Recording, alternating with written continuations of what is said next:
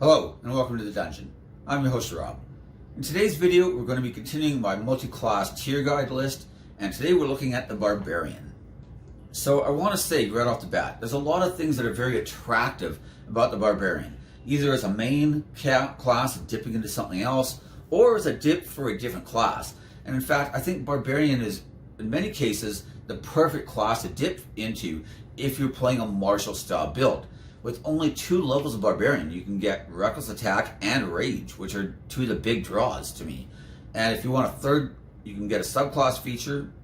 Path of the Totem is really good. Some of the other ones are pretty good as well.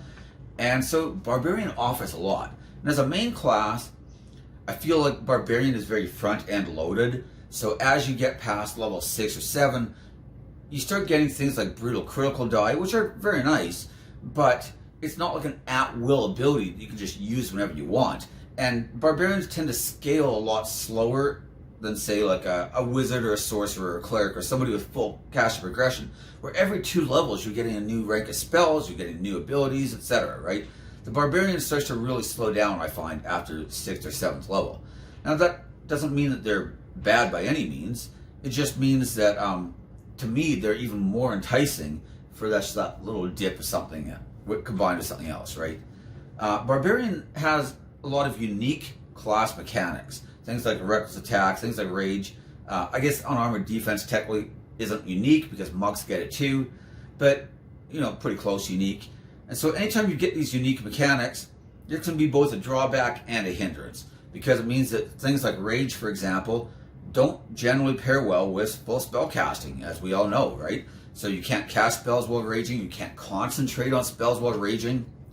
And especially with a lot of support spells, like bards and clerics and druids tend to have a lot of really great spells of those categories. But most of your buffs and debuffs all require concentration, which really limits the utility you get from multi-classing into some of these classes with a Barbarian. Now, there's always exceptions, right? Not specifically referring to just those classes, but like Armor of Agathis is a great lasting buff at lasts an hour, no concentration. Aid, great example of a buff that does not require concentration, and is very nice on a Barbarian. So there are some examples out there. Death Ward's another one, but that's a 4th level spell, so we're starting to get pretty pricey there. That's probably going to be an other class main, not a Barbarian main, right? So there are some to be found, of course. But overall, that a lot of the good buff spells you might want, especially at low levels, things like Bless or Bane to debuff your enemies, these things don't really benefit a Barbarian as much if you want to be raging a lot. Now, maybe you don't care that much. You're like, I'm only taking a couple levels of Barbarian, I'm only raging twice a day, I don't want to change my entire game plan based around something I can only use twice a day. And that can still be fine, but just be aware that you're probably never going to be as optimized if you can't use some of your core abilities whenever you want to, because they're conflicting directly with one another. Anyways, I'm going to quickly go over the ranking system again, because in my last Artificer video, that section was like 18 minutes long, so that was way too long to clip and reuse every time. So basically, the ranking system is as follows. We've got our A, B, C, D, and E, all descending in order of greatness. But above them all, reigning supreme, we have the S tier. And the S tier is like the God tier, essentially. Now, I want to be specific here. I am very picky about what I put in the God tier. And while some builds I might consider to be excellent, amazing builds, if I put them in A, that doesn't mean that I think they're not a great multi-class. To me, a B is actually a really good multi-class. Bordering on great, I'm currently playing a B tier multi-class right now. We'll talk about it when we get there. Anyways, but I love it. So to me, A is exceptionally good, but S is just that little extra better, where it just does everything well. And so I am very specific and picky. So if you see me rank something as an A and somebody else ranks it an S, don't be like, oh, Rob doesn't like it that much. No. I'm saying it right now, it means I think it's excellent. It just means I think there's maybe a small handful of builds that are even better. That's all I'm saying. That doesn't mean that you won't enjoy it. It doesn't mean you won't dominate at the gaming table and put the rest of your friends to shame. Don't do that. That's bad. Anyways, moving on though. So I'm usually looking for one of 3 criteria, or better yet, all 3 or 2 of the 3. And these are my main reasons for multiclassing. Number one, to specialize in something. Usually I take two classes that do something well, combine them together, and then they do it even better, of course, right? Reason number two, to cover for core weaknesses in the class. This could be like a wizard who doesn't have any armor and very bad hit points, right? D6, you got the worst in the game.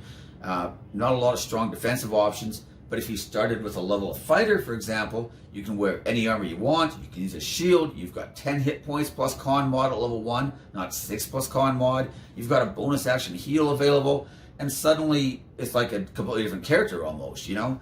And, you know, so that could be a very good reason to multiclass. Reason number three is to get utility. And this is because some classes only do one thing well. And I think Barbarian is a prime example of this. Barbarian is like that 7'4" center in the basketball court where he can't dribble and he can't play defense really, but you just feed him passes under the basket and he's just dunking them all day long, right? That's the Barbarian. He's that guy out there racking up all the points, just raging on the battlefield, killing everybody. But sometimes you want players who can play defense too, and who can like actually dribble and dish the ball, you know? Like, so you need other things as well. And by multiclassing, a lot of times Barbarian can get some of these other abilities and just make them more well-rounded, both in and out of combat. So I think that that becomes kind of attractive, especially in the case of the Barbarian, where you're used to just being like kind of that one guy who just stands alone and does his own thing, and hopefully everybody else in the party's buffing you. You can actually be, you know, buffing them as well a bit. And so I think that's a very attractive reason for Barbarian specifically. So anyways, getting on to the actual multi-class combinations. We start out with Barbarian and Artificer. Now, we've already covered Artificer Barbarian under Artificer, and I gave that a C grade. So I'm going to be trying to take more of a Barbarian heavy focus in this video, but we're going to have some redundancies. So, the good. Right off the bat, we've got the infusions. And especially in a low magic campaign, where maybe magical armor and weapons aren't readily available, being able to infuse things and make your own magical weapons is really, really strong.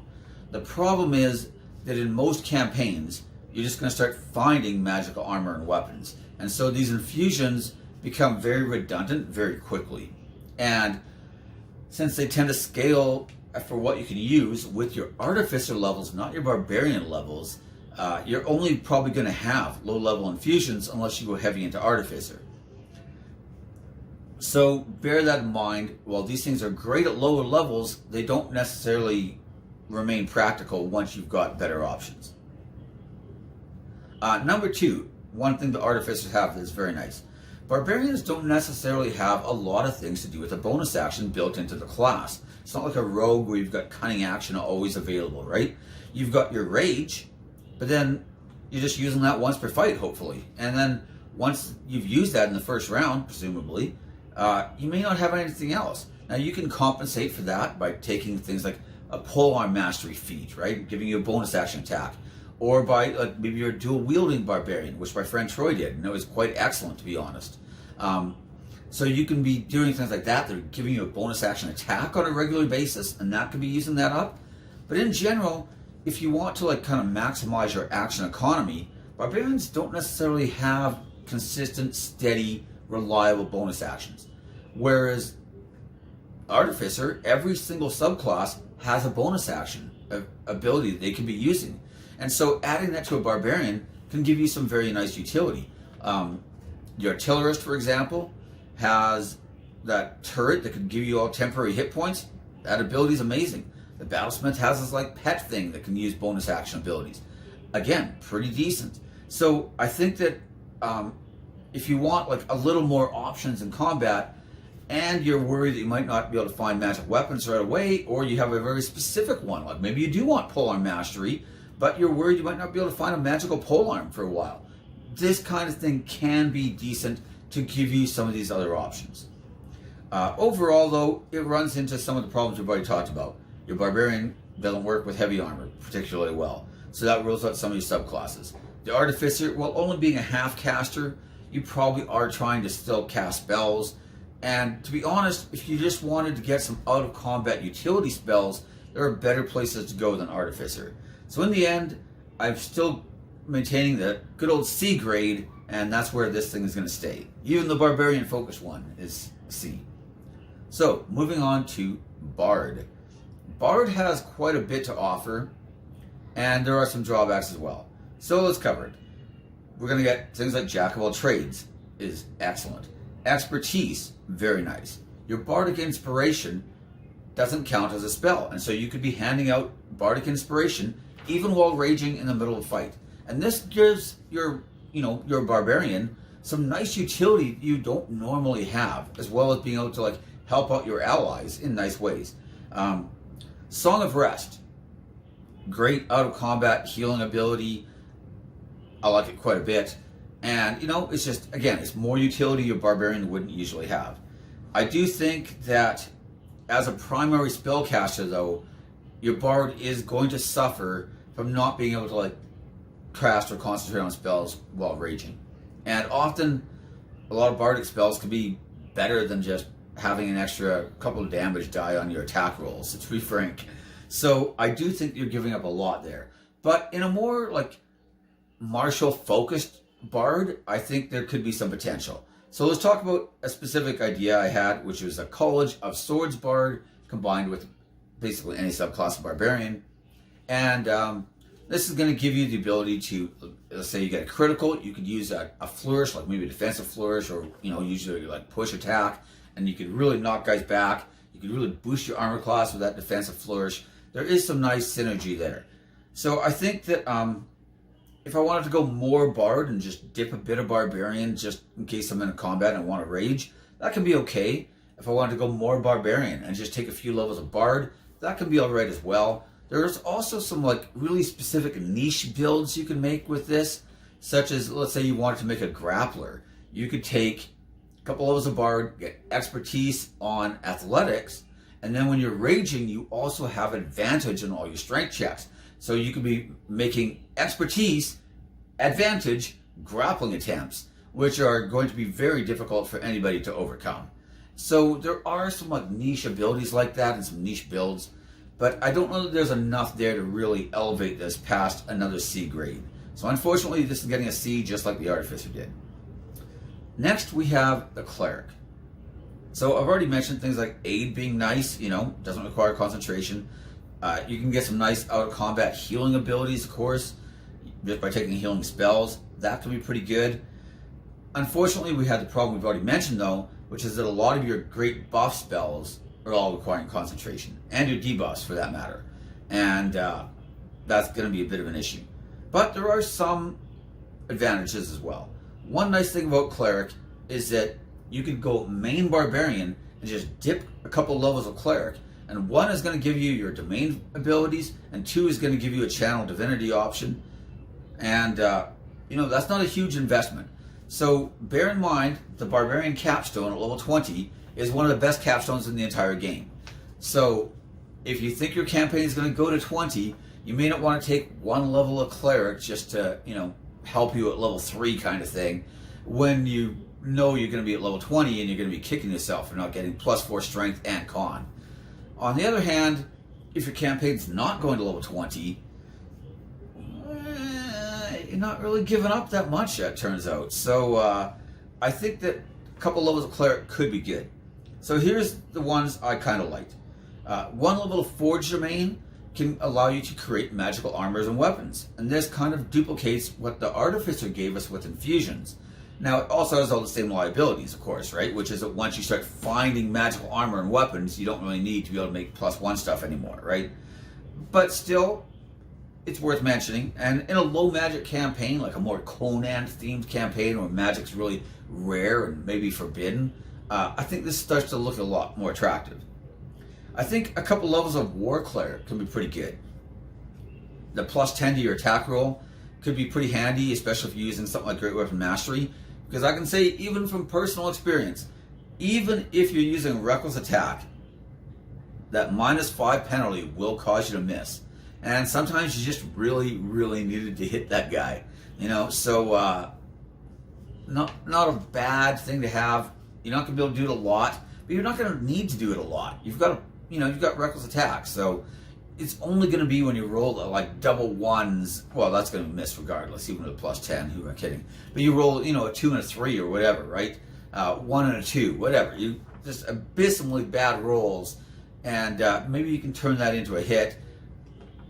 Maybe you can't, in which case you're doomed anyway, so who knows. Either way, though, it can be pretty good.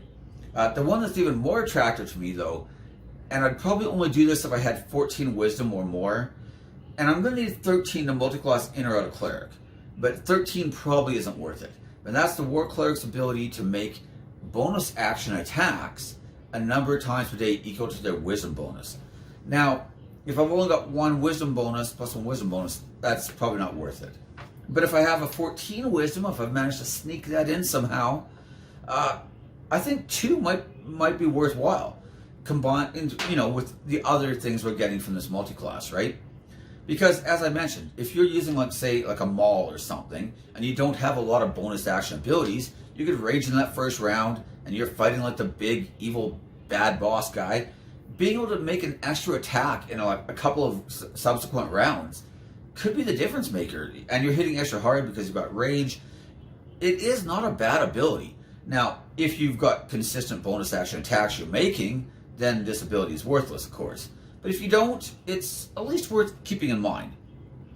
The other one I want to mention specifically is the Storm Herald Barbarian combined with 6 or more levels of Tempest Cleric. Now this is starting to be a pretty big investment, right? The other ones we were talking like 1 level of Forge, 2 levels of War Cleric. 6 levels is a pretty sizable investment at this point. But it does give you an at-will push attack where every time you hit a guy, you can be pushing him back. Now, that is pretty good, but especially now that we have Tashes, you could take something like the Crusher Feat, which is going to give you +1 strength, and anytime you hit with a bludgeoning attack, you could be pushing targets back too. And that's probably a simpler and better way to do it. So it's definitely worth mentioning, and I think for roleplay reasons, I think that's a really cool idea for a build. I imagine this Cleric of Thor type guy who's just running around with a giant maul and bashing people and bringing down thunder, I think that's a great idea for a character. But it is a pretty steep investment. Now you're looking at more like a 50-50 rather than just a little dip into one class or another. So definitely worth mentioning.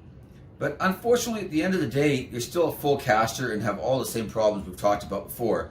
So I'm giving this one another C grade. So that is 3 consecutive C grades. I know, gripping, fascinating stuff here, as everything just gets, a C grade. Anyways, moving on to Druid. And this one's really, really hard for me to rank because really I feel like Druid and Barbarian is pretty much just a straight up D grade for most of them. But there is one exception, and you probably already know what it is, and that is the Moon Druid. Your shape-shifting, your wild shapes can use reckless attack and can use rage. And so while, those count as temporary hit points. So let's say you shape-shift into a bear and then you rage, all those temporary hit points as a bear are getting doubled, allowing you to stay in that bear form for twice as long. And this is actually pretty awesome on a Barbarian. It's so good. I would definitely rank this as an A rank at lower levels especially, maybe even an S tier at low levels.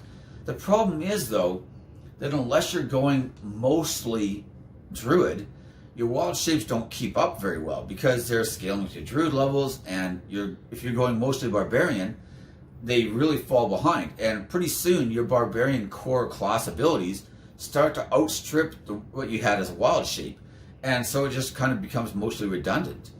On the other hand, you could go more Druid and then just dip Barbarian for rage and reckless attack. And I think that remains very good throughout most of your career. So I did a video on that a couple years ago, and that was before we had Tasha's, and maybe even before Xanathars, I can't remember. It's one of my earlier videos. And obviously there's a lot more options now that we have, but I still think that idea holds up fairly well. The Druid who just dips Barbarian to make their wild shaping even better. So I think that overall, this one is a solid D rank for most of them, but even at mid and high levels, the Barbarian who dips Druid is going to fall behind, but the Druid who dips Barbarian Moon Druid specifically, who dips Barbarian, can still be pretty competitive. Enough where I want to give it a B grade overall and an A grade at lower levels. So I'm just going to call this one a C. No, I'm just kidding. I'm kidding. Everything so far has been a C. But no, it's a D for everything except for Moon Druid. But I'm going to call Moon Druid a B with the caveat that if you're going mostly Druid, it's slightly better. If you're going mostly Barbarian, it's slightly worse. But, you know, it kind of settles in there somewhere.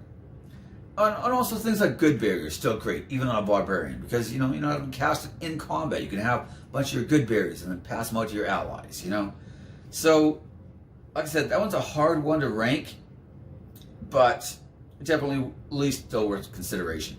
Oh, a final note, or actually two final notes. So not final. The Moon Druid can use their spell slots to heal themselves while shapeshifted. So if you're wondering, what am I going to do with all these spell slots? That's what you're going to do with them. You're going to heal them, or you're going to heal yourself while you're raging by just using your spell slots. Because you're not casting spells, you're just expending slots. Similar to what a Paladin would do if they were smiting, right? You're not casting a spell, you're just consuming that spell slot for an alternate effect. So that can be pretty good. On the downside though, Druids cannot wear metal armor. And while I find things like unarmored defense are pretty good at low levels, once you start finding things like +3 half plate, it's probably time to give up on unarmored defense. But your Druid can't really use that option. So, you know, bear that in mind. Your Barbarian's already limited to what types of armor they can use. Druid just limits you even more. So, I do think there's some good, I think there's some bad. I really probably should have made it a C rank, but everything else is a C rank, so, you know, we're going with what we went with. Anyways, moving on to Fighter. And I'm pleased to say that this is not a C rank. It's much better. So Fighter is going to give us a fighting style, action surge, a bonus action heal that we can use even while raging, because it's not a spell, and all the subclasses are actually pretty decent choices. Maybe not Eldritch Knight because of the spell restrictions, of course. Although I'm sure you could make that work if you really wanted to. But I really found myself really still liking two of the basic ones, the Champion and the Battlemaster. If I want to make a Crit Fisher build, maybe I say I go like a half orc, so I get savage criticals, right? And then you go either mostly Champion with a couple levels of Barbarian, or you go mostly Barbarian with 3 or 4 levels of Fighter. Either one can work very well, and you just concentrate on trying to get lots of crits and just double up those dice every chance you get. And of course, if you go half orc, you get an extra weapon die on top of that. You can take something like a Great Weapon Master feat, and now if I get a killing blow or a crit, I can use my bonus action to make another attack, and it remains one of the preeminent crit fishing builds in the entire game. So that one is very, very strong. However, I also like the Battlemaster, and the Battlemaster is going to give us a lot of maneuvers that we can use to increase our combat utility. We could be buffing allies. We could be using like a trip attack to give our allies advantage to attack that target. Doesn't really help us as much because we already have reckless attack, but it can be a nice thing to help our allies out. And if we get a crit, which we might, right? Not as likely as if we went Champion, but still fairly likely, or somewhat likely. Our maneuver dice are also going to get doubled up. So this can be pretty good for like a damage spike as well. And, you know, I like things like a goading attack, potentially, keeping targets focused on us instead of hitting our allies. If you have like a rogue or somebody, you know, the ability to let them attack as a reaction could give them an extra sneak attack. And this gives us a lot of options that the Barbarian doesn't usually have in combat, because normally we're just that center standing under the basket dunking all night, right?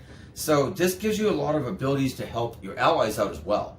And honestly, I don't think any fighter subclass is a complete loss here. I think that all of them are pretty good, but those two in particular really stand out to me. And I'm giving this one a A ranking. I think it's very, very solid. I've even seen people call it an S. I don't know that I'm willing to go quite that far, because at least for me, it is like I'm not going to be able to wear heavy armor, so it's not like a really perfect synergy of the two, but it is really that specialization but taken to an even higher degree than usual, and maybe even getting some utility as well. So to me, this is a solid A rank, and I absolutely love it. And another thing I like about it is the fact that you can go heavy with the Barbarian and light on Fighter, or heavy on the Fighter and lighter on the Barbarian, and either build works. Whichever one you want to specialize in more, you can make it happen. Anyways, moving on to the Monk. So at the beginning of this video, I mentioned how if your class has a lot of unique mechanics, things like Rage and Reckless Attack, you're going to synergize very well with some classes, not so well with others. One problem with Monk is that Monk also has a lot of unique class mechanics. Your Monk weapons are very specific weapons and scale with your Monk levels. Your key points are Monk specific and scale with your Monk levels. Your unarmored defense from the Monk and your unarmored defense from the Barbarian do not stack together. So that's kind of a loss there as well. In general, Monk has a lot of drawbacks. The fact that you also need 13 Wisdom and 13 Dex while also needing your Barbarian stats, not great. Just going to say that right off the bat here. Not great. But I think that there are some specific builds that can work. I think that if we move away from that like great weapon using Barbarian and we look at more of like a dual wielder, or say the Path of Beasts, using our hands as natural weapons, I think we can find some decent multi-class builds here. But I'm just going to say right off the bat, I think overall Monk Barbarian is a D, just a straight up D. However, I will say that there are a few specific builds that are probably worthy of a C rank because they're not as bad. And I've already mentioned Path of Beast Barbarian. I think combined with, say, a Way of Mercy Monk or a Kensai Monk, I think those can be made to work and are considerably better than just the other subclasses. I also saw, I think it might have been on Flute Salute or whatever it's called, they suggested a Turtle Monk, because Turtle has that base 17 armor class, and this allows you to overcome some of the drawbacks that you're going to have with the Monk Barbarian multi-class. And I thought that was a really good idea, so I wanted to give them a shout out. Hopefully it was them, I can't remember. I've read a bunch of stuff, and that was one of them. Might have been some random poster on Giants in the Playground as well, but hopefully it wasn't. Otherwise just shout out the wrong people. Either way though, I think those ones are probably better, but I don't know if they're still great. So overall, I'm giving Monk a D, but let's have a caveat there as well, where the ones we've specifically mentioned here are probably at least a half grade above them. We'll put them as a low C for those ones, but D overall. So next we have the Paladin. Paladin can give us a fighting style, not as good of options as the Fighter gave us, but it does give us things like the Great Weapon fighting style still. We might want that, right? So potentially good there. We can get a Smite, of course. We can have limited spell slots. We can get things like Lay on Hands, which could be pretty handy. So there's a lot of good things here. Attacking recklessly and dropping smites on people. You're doubling your crit chance almost. Technically it's not quite doubled, but like 9.8 or whatever it is, right? And this could allow you to get bigger smites more often, which is pretty good.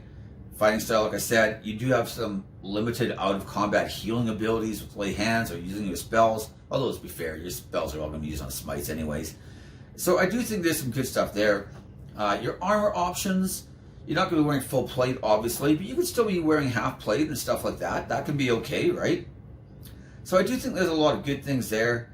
The drawbacks, though, is that unless you're focusing mostly on Paladin, which you might want to do, right? Just take a few levels of Barbarian for Reckless Attack and Rage, and maybe a subclass feature.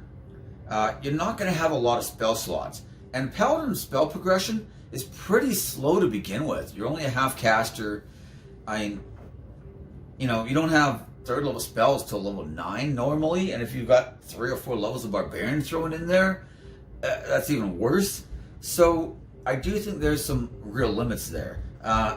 Not to deviate too far, but I do want to give out the idea at least of maybe taking just a couple levels of Paladin and then putting a bunch of Warlock levels in there, making a triple class, because your Warlock is going to give you your full spellcaster progression. You could be putting points into there. You could be getting an Eldritch Smite and a Divine Smite, and then when you get a crit, you just double up on all those things. So just keep that in mind. That's a possibility.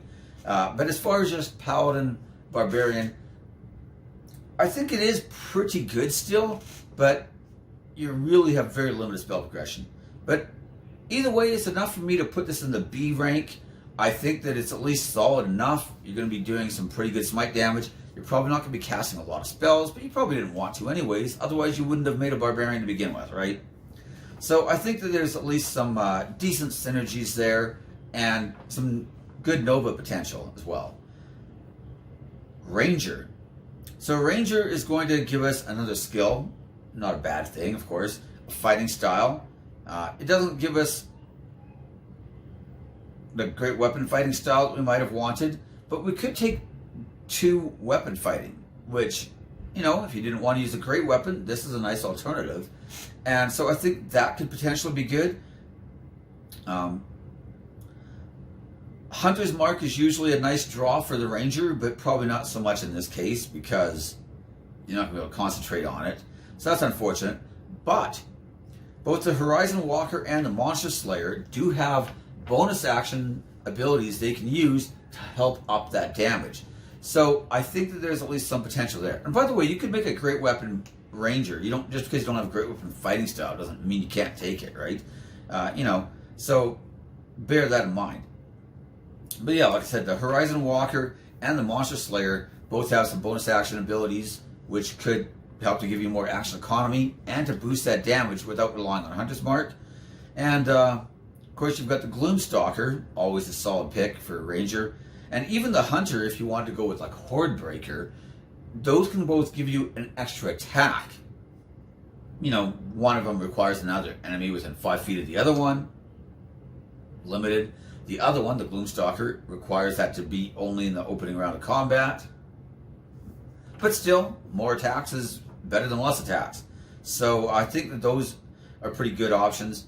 And the fact that Ranger has 4 subclasses that all have like something nice to offer, I think again makes this a B rank. If you want to go mostly Ranger and get like more Ranger spells, getting things like Pass Without Trace can really be nice on a Barbarian, you know, giving you even more utility and buffing your party members as well, allowing you to perform better in the Exploration Pillar. But bear in mind that Ranger doesn't get Pass Without Trace until level 5, and you know, at that point we're not looking at just like a 2 or 3 level Ranger dip anymore, right? You're looking at quite a few Ranger levels invested. Either way though, I'm going to give this one another B rank. I think it's a pretty solid idea. I think that it at least has a lot to offer us.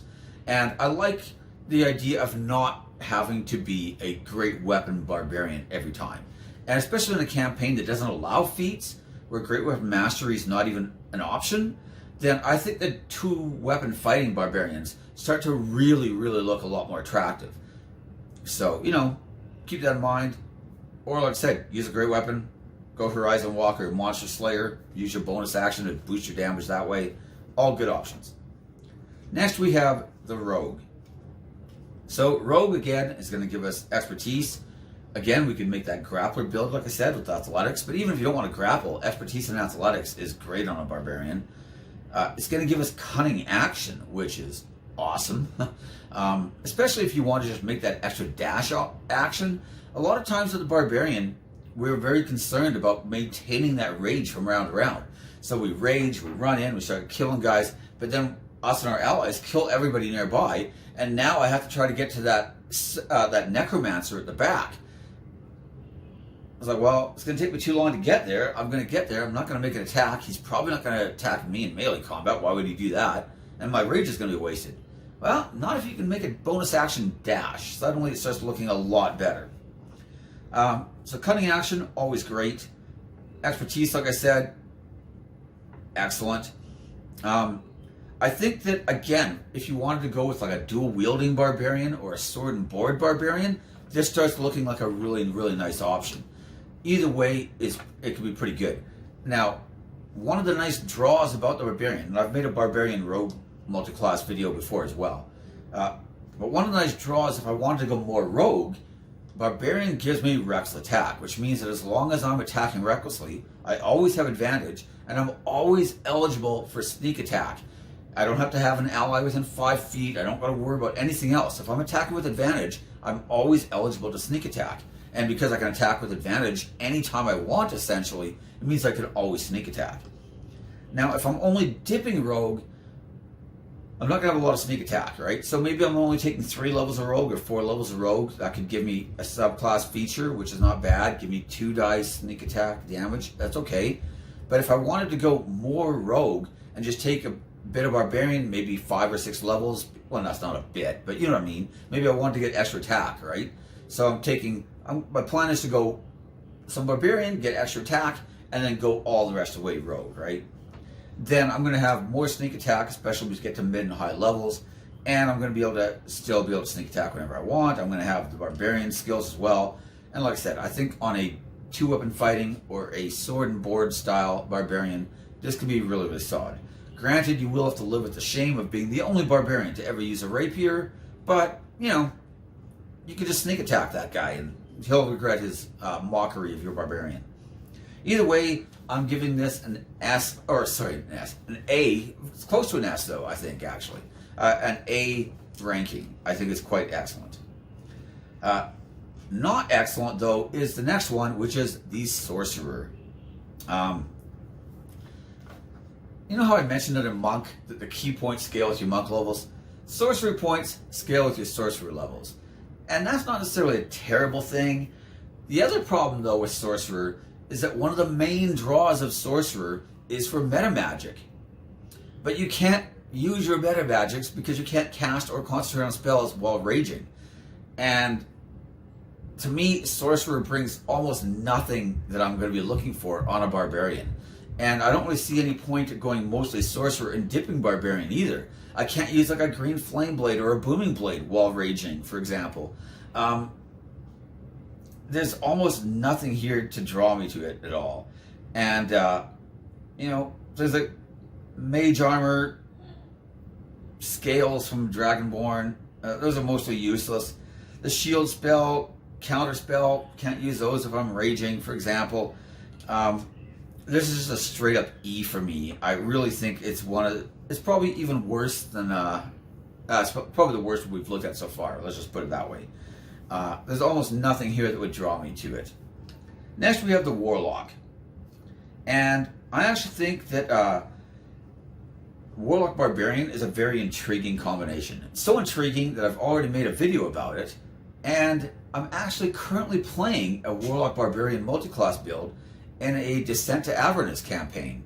Now, I'm going mostly Warlock and only a few levels of Barbarian so far. I've only got 2 Barbarian, and I think we just got 4th level spells, so I think we're about level 8 or 9. Must be 9, because that would give me 4th since I have 2 Barbarian levels, so I've only got 7 Warlock. Either way though, I think it's a very intriguing possibility. Now, it does suffer a lot of the same drawbacks we've already talked about with all the other full casters, but there are some unique mechanics of Warlock that I really like, that I think can be good on a Barbarian. Now, one of these things is your invocations, of course. So, again, I might be biased because I'm playing one right now in Descent to Avernus. But Devil's Sight has been amazing. All these devils we keep fighting, keep casting darkness on us, and then everybody else in the party is blind, and we're trying to fight a bunch of devils. But, guess who's not blind? This guy, the Barbarian, not blind, because I have Devil's Sight too. So, it's been great for that. Anyways, so that's been awesome. You can also go with Pact of the Blade, though, and you can get Eldritch Smite, allowing you to still smite, but with higher level spell slots than if you'd gone with Paladin, for example, because you're getting full caster progression. Now, you've got way more limited spell slots per encounter, right? Because there's short rest, and you've only got like 2, probably, until you get to like higher levels. But I think that's pretty good. Spells like Armor of Agathis does not require concentration, and so this allows you to just get double use out of those temporary hit points. And, you know, if your armor is lasting twice as long, it's probably doing roughly twice the damage back to your enemies. So that can be pretty good as well. The Hexblade, your Hexblade Curse, does not count as a spell, so you could be using that while raging and buffing your damage. Now, you're not going to be using the Hexblade's ability to attack with Charisma, so that's kind of a loss, but still not bad. But even better, in my opinion, is the Pact of the Fiend, where every time I get a killing blow in combat, I get temporary hit points. And so even if I don't have something like an Armor of Agathis, maybe I just wanted to save my spell slot, maybe I didn't have a spell slot. But I got a killing blow in combat, I get temporary hit points. I'm raging, those temporary hit points last twice as long. So I think there's a lot of good stuff there. As far as some of the weaknesses though, we've already talked about full casting. I'm probably going to go Pact of the Blade, which means I'm not going to be able to, like at least if I go Wizard or somebody, I can get some ritual spells, I can get a spell book, and even if I only have first level spells, every time I find a first level spell, I can scribe that in my spell book. If it's a ritual, I can cast it. You know, I'm getting a lot of like out of combat utility there, which can be pretty handy. With the Warlock, my utility spells are nowhere near as good, and I'm not going to have ritual casting unless I go Pact of the Tome. So bear in mind that some of those big draws aren't as compelling on the Warlock. I've also got very limited spell slots to use on any given encounter. You know, that's just a fact of life. But overall, I actually think it's a pretty solid build. And maybe I'm just biased because I'm currently playing one and I'm having so much fun with the guy. But I'm going to give this one a B ranking as well. It's the only one where I think as a main caster class that there's enough synergy and enough good things combined that I think it becomes a very, very viable and very strong multi-class. So lastly, we have the Wizard. It's not going to be a surprise to hear that the Wizard suffers from most of the same problems as the Sorcerer. But, like I just alluded to under Warlock, Wizard does have some significant advantages over Sorcerer. Not so significant that I'm not going to give it an E still. It's still getting an E. Darn it. I wanted to give it a D, but I really just can't justify it. Except for maybe War Wizard, but even then. But it's a D. But like I said, you could get, you know, some out-of-combat rituals you can cast. You have a spell book, so any first level spells you find, you can scribe them into your spell book. You can change them out on a long rest. And yeah, that's going to take some prep time, right? You need a long rest. But it's not the end of the world, you know. Things like Alarm can be really handy. It's a ritual. Detect Magic, it's a ritual. Find Familiar, it's a ritual, you know. So there are some really great first level options that Wizards have. And, you know, where Sorcerer, the main draw for me is meta magic, but I can't use that really on a Barbarian, at least not very effectively if I want to rage. With Wizard, to me the main draw is that I've got ritual casting with a spell book and I can scribe all these spells. And that still is going to work. So I can still get a lot of out-of-combat utility. Unfortunately, I probably could have gotten that from Cleric or somebody, and it might have been almost as good. Who knows, right? So I don't think it's a great mix. It's still an E for me. But I will say that I think the War Wizard at least probably deserves a D, okay? Maybe even slightly higher, but we'll just call it a D. And the War Wizard is going to give us that reaction ability, which does not count as a spell, and we can boost our armor class by 2, or our saving throw by 4, and we can do it unlimited number of times, right? So I think that's at least worth consideration. It only takes 2 levels. That's not too bad. It gives us all the utility and functionality we just talked about, and it gives us a nice boost to our saving throws. Honestly, it might be a C rank, actually, the more I think about it, for this specific multi-class build.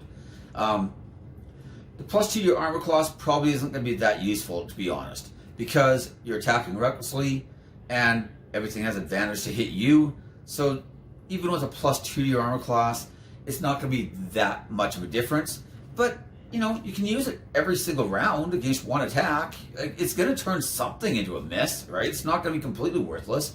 And +4 to your saving throw is excellent. So, I mean, that one's at least worth consideration.